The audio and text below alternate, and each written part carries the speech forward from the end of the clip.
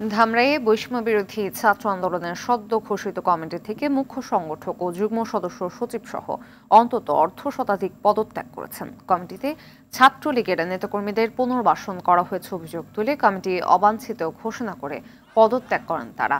দুপুরে ধামরাই উপজেলা পরিষদ চত্বরে বিক্ষোভ মিছিলের পর সমাবেশ থেকে ঘোষণা দেন তারা জানান, গত ১৯ ফেব্রুয়ারি বৈষম্য বিরোধী ছাত্র আন্দোলনের কেন্দ্রীয় কমিটি ধামরাই উপজেলা কমিটি গঠন করা হয়।